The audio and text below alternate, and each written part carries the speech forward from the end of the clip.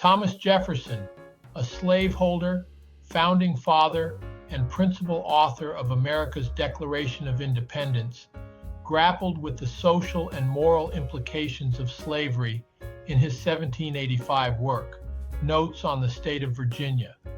Jefferson recognized the corrosiveness of slavery not only on the enslaved, but also on the slaveholders and America's populace.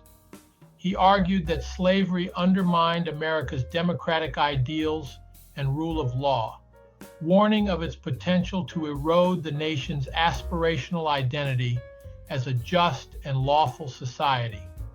From the outset, Jefferson spoke of slavery as a brutal and lawless institution, a form of racial tyranny and despotism that stripped Black individuals of their humanity and legal rights. His critiques extended beyond the physical and psychological harm inflicted upon the enslaved, emphasizing the moral corruption it imposed on the slaveholders. He viewed slavery as a corrosive force that threatened the foundations of America's democratic principles and the character of its citizenry. Jefferson's assertion that slavery constituted despotism, historically associated with totalitarian states and dictatorial rule, was a provocative and striking view. He knew of slavery's corrupt origin and Parliament's abolition of colonial slave codes by way of the American Colonies Act of 1766, as he listed the abolition of slave laws as a grievance in the Declaration of Independence. Jefferson's view provides a lens to reconsider America's narrative that the Declaration excluded Black colonials and the emergence of white supremacy and exceptionalism ideologies. In this context, Jefferson admitted that rebellion was a rational response to slavery. He famously wrote, "I tremble for my country when I reflect that God is just, that his justice cannot sleep forever, that considering numbers, nature, and natural means only, a revolution of the wheel of fortune, an exchange of situation, is among possible events, that it may become probable by supernatural interference." These words foreshadowed civil war and the devastating consequences of the founding generation's decision to enslave 500,000 Black colonials, deny them fundamental due process of law, and propagate the false narrative that America was preordained to be a white nation where Black individuals were chattel property.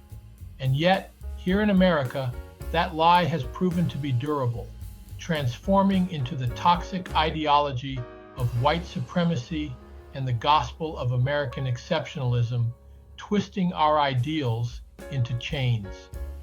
Jefferson knew the truth. He knew that the narrative of slavery was incompatible with the principles of liberty, equality, and justice. He warned that this system, born of greed and perpetuated by willful blindness, was a moral calamity and a national sin.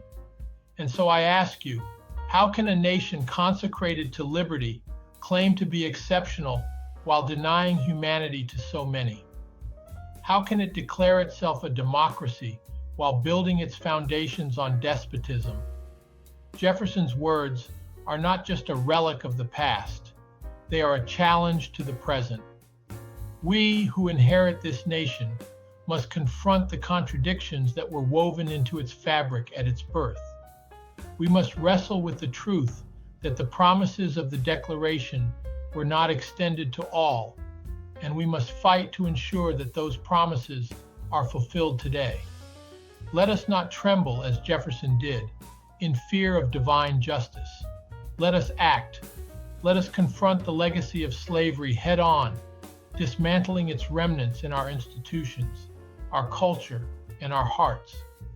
For only then can we truly claim to be a nation of liberty and justice for all.